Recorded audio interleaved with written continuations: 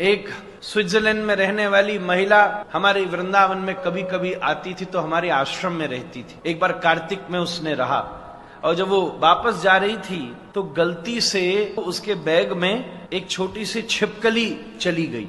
Bag में घुस जाती है ना, भारत में तो होती है, यहाँ तो सब। उसने पैक किया तो अब छिपकली में ताकत होती है, वो जिंदा रही तो वो पहुंच गई। पता नहीं क्यों चेकिंग में भी नहीं पकड़ में आया, जो भी कारण रहा होगा। जब वो अपने 10 घंटा बाद घर पहुंची ज्यूरिक में, हम जानते हैं उसको अभी भी मौजूद है, पुरानी बात नहीं है, 10 साल पुरानी बात है। उसने बैग खोला तो उसमें से छिपकली निकली।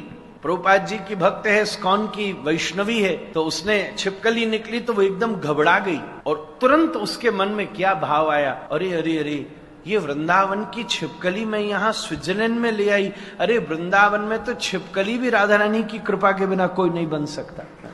मैंने कितना बड़ा अपराध किया, कितना बड़ा पाप किया, क्या करूं मैं। उसी समय अपनी माँ को बुलाया, बड़ी दूर रहती थी। डॉक्टर से पूछा, इंटरनेट पे देखा इसको क्या खिलावे मारे हम, वो तो कोई घबरावे। वो घर में घूमने लगी, उसको कुछ खाने के लिए ड्राई फ्रूट दिए तो छिपकली तो न ड्राई खावे न फ्रूट खावे, वो तो उसका ड्राई फ्रूट तो दूसरा ही है। अब दूसरे जीव को कैसे मारे, तो डॉक्टर ने उसको जो भी कुछ देना था वेटनरी में करके उसको अच्छे से सील किया। उसने परमिशन ली, उसी समय 5-6 घंटा ये तैयारी करके ऑनलाइन परमिशन लेके फिर से हवाई अड्डे गई। मैं जानता हूँ, साक्षी मैंने देखा है अपनी आंखों से। तुरंत टिकट ली जाए तो कितनी महंगी होती है, कम से कम 8-9 लाख रुपया की हवाई अड्डे पर दोस्तों से पैसा लेके टिकट खरीदी, 1 दिन रुकने की। वहां से आई वापस दिल्ली, आज पहुंची थी, फिर सुबह आ गई, गाड़ी लेके वृंदावन आई। हम सब लोग चौंक गए।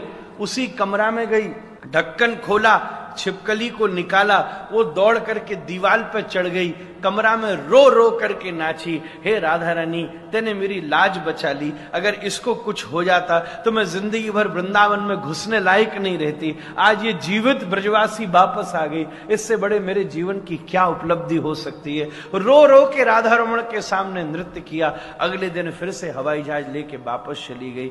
ऐसे ऐसे वो दिग्गज वैष्णव, आज बड़े बड़े भारतीय अपने आप को हिंदू कहने वालों को धोती तिलक पहनने में, तिलक करने में शर्म आती है। बड़े बड़े यूरोपियन और अमेरिकन को धोती और चुटिया पहना दी, तिलक लगा दिया, सर्दी में 4-4 बजे यमुना स्नान करा दिया। ऐसी दिव्य, ऐसी संस्था को इस कारण से ये बालक भी बार बार प्रणाम करता है।